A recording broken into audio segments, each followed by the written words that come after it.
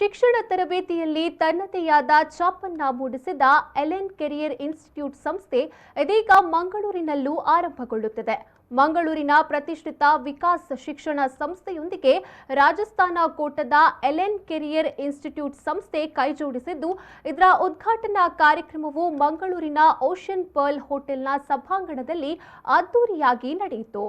ಕಾರ್ಯಕ್ರಮ ಉದ್ಘಾಟಿಸಿ ಮಾತನಾಡಿದ ಮಂಗಳೂರಿನ ಖ್ಯಾತ ವೈದ್ಯರಾದ ನಿಟ್ಟೆ ವಿಶ್ವವಿದ್ಯಾನಿಲಯದ ಪ್ರೋ ಚಾನ್ಸಲರ್ ಡಾ ಶಾಂತರಾಮ್ ಶೆಟ್ಟಿ, ಶಿಕ್ಷಣ ಮತ್ತು ವೈದ್ಯಕೀಯ ಕ್ಷೇತ್ರದಲ್ಲಿ ತನ್ನದೆಯಾದ ಹೆಜ್ಜೆ ಗುರುತು ಮೂಡಿಸಿರುವ ಮಂಗಳೂರಿನಲ್ಲಿ ಪ್ರತಿಷ್ಠಿತ ತರಬೇತಿ ಸಂಸ್ಥೆಯಾದ ಎಲೆನ್ ತನ್ನ ಕೇಂದ್ರವನ್ನ ವಿಕಾಸ್ ಕಾಲೇಜಿನ ಸಹಭಾಗಿತ್ವದಲ್ಲಿ ತೆರೀತಾ ಇರುವುದು ಹೆಮ್ಮೆಯ ವಿಷಯ.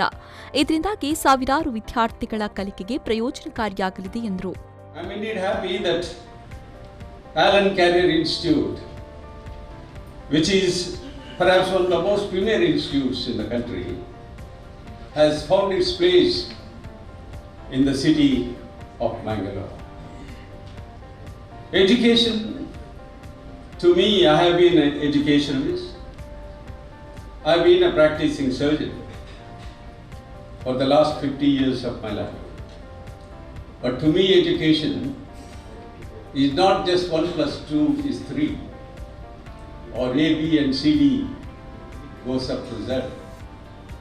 But to me, education is to mold a person, a student, to be a perfect citizen of tomorrow, with ethics, with impact of philosophy of life. It is true, with the rat race of life, every parent here, every child here wants that 99 or 100% in the NEET examination or any entrance examination for that sake.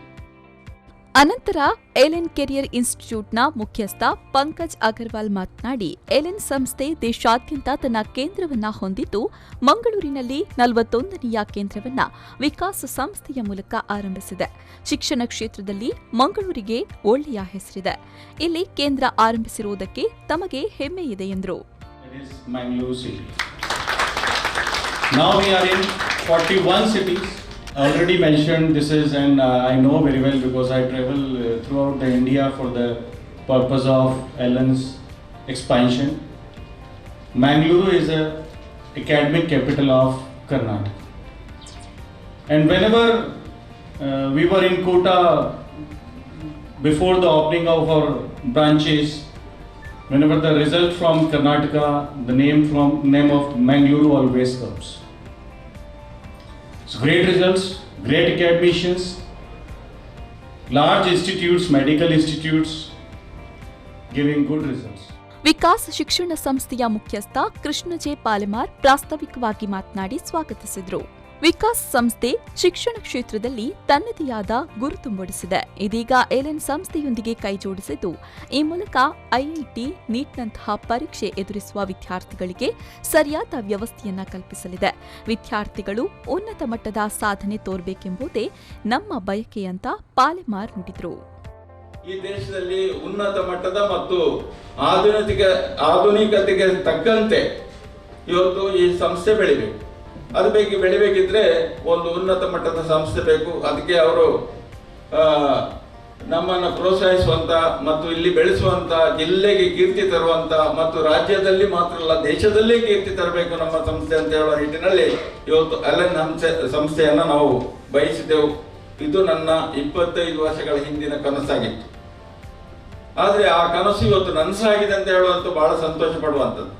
ಬಹಳ ಕಷ್ಟಪಟ್ಟು ಈ ಸಂಸ್ಥೆಯನ್ನ ಬೆಳೆಸಿ ಮಂಗಳೂರಿನ ಜನತೆಗೆ, ಮಂಗಳೂರಿನ ವಿದ್ಯಾರ್ಥಿಗಳಿಗೆ ಒಂದು ಆಸರೆಯಾಗಿ ಈ ಸಂಸ್ಥೆ ಬೆಳಿಬೇಕು.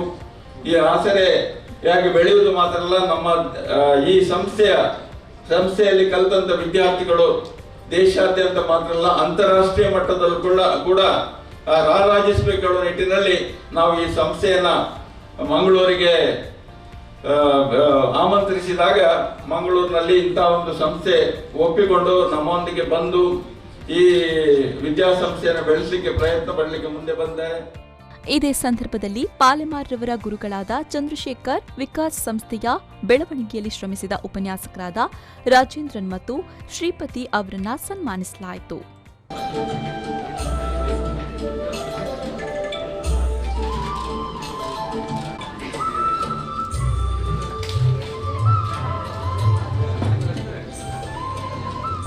ಈ ಸಂದರ್ಭ ಕಾರ್ಯಕ್ರಮದಲ್ಲಿ ಎಲೆನ್ ಕೆರಿಯರ್ ಇನ್ಸ್ಟಿಟ್ಯೂಟ್ನ ಸೌತ್ ಇಂಡಿಯಾ ಸೆಂಟರ್ನ ಅಕಾಡೆಮಿ ಮುಖ್ಯಸ್ಥರಾದ ಮಹೇಶ್ ಯಾದವ್, ಎಲೆನ್ ಕೆರಿಯರ್ ಇನ್ಸ್ಟಿಟ್ಯೂಟ್ನ ಮಂಗಳೂರಿನ ಕ್ಯಾಂಪಸ್ ಮುಖ್ಯಸ್ಥರಾದ ವಿಪಿನ್ ನಾರಾಯಣ್ ಉಪಸ್ಥಿತರಿದ್ದರು. ವಿಕಾಸ್ ಸಂಸ್ಥೆಯ ಕಾರ್ಯದರ್ಶಿ ಜೆಕೆ ರಾವ್ ವಂದಿಸಿದರು. ಶರತ್ ಸಾಲ್ಯಾನ್, ವಿ4 ನ್ಯೂಸ್, ಮಂಗಳೂರು.